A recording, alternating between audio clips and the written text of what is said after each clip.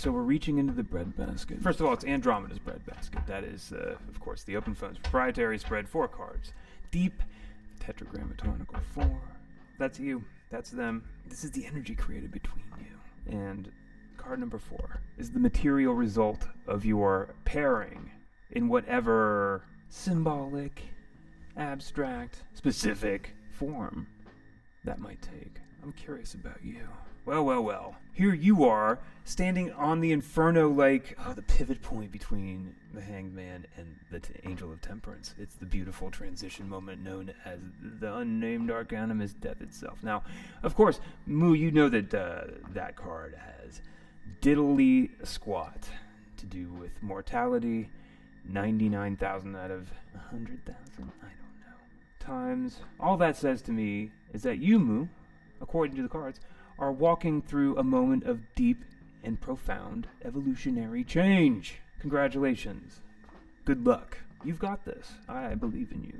So then, card number 2. Them. You're in flux? Oh my gosh. They are here for it. They are 100% available for this, according to this card. It's the King of Cups. The King of Love self, standing there in active power over the entire realm of emotion. Now, look, we're in the breadbasket, Moo, so sometimes that allows us not to focus our eyes we don't have to focus our eyes too hard on detail, and we can just look generally and say, oh, I'm in a moment of profound change, and that is the King of Love over there.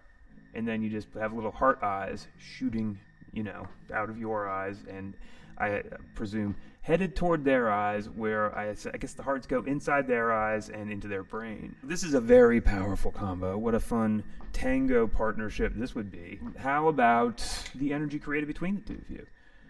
So let's get this material result card out of the way for a minute. We're just talking about once there was a man on a horse who met a powerful king. And by the way, the king, in terms of gender, you needn't worry about gender so much. It's about active versus receptive in the realms of emotion. Active in this case, of course, because it's the king. Anyway, man on a horse meets the King of Love, and energy forms between them. Interesting. Now, this is not a slam dunk. If you decide to default to the Pamela Coleman Smith artwork. Because the Pamela Coleman Smith artwork will deliver a very clear message about walking away from the emotional known factors into an emotional unknown. But there's a hint of solitude attached to that, as the artwork so eloquently depicts. All of that said, all of those things said, you just have to take a step away from Pam sometimes, and this is one of those times, because unless, Moo, your experience is literally this, where you're like, oh yeah, that totally jives with my experience. I feel like I'm going on an emotional journey when I'm in the presence of this person, away from the known. And if that's the truth, you let me know. Because then Pamela's artwork holds. But that's more of a yes and in this regard. 8 Cups is incredibly powerful and good. Like, in the realm of emotion, the number 8, if you, either deck that you attach it to, evokes strength and power and deepest harmony. You change when you're with him, says you, Moo. Okay, that feels more to me like the positive 8 of Cups, where it's like connecting to the Justice card and the Strength card. Right. It's like you're moving into a deep harmony, sort of the way that the 8 of Wands in Pam's deck sits. The 8 of Wands is 100%, it's depicting passionate harmony. And the 8 of Cups, I think, should also be available to depict emotional harmony. But Pam, she was feeling a little bit, she was in a certain mood that day.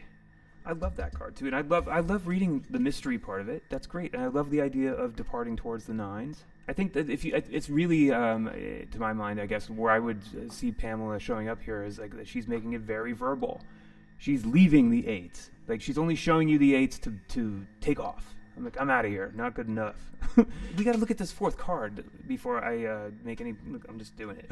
Look. Okay, this changes everything. I'm glad we looked. Okay, look at 5 Pentacles.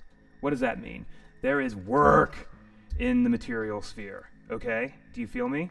You're moving towards the self-love available at 6. You are in transit. In transit.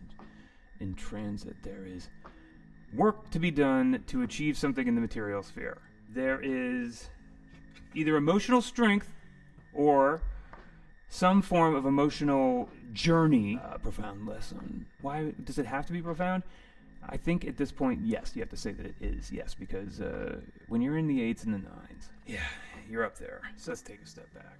There you are in a moment of deepest evolutionary change. There they are, the King of Hearts, the energy between the two of you. Let's just call it powerful. Material result, work to be done. Is this a positive card or a negative card? I think it depends on how you view progress.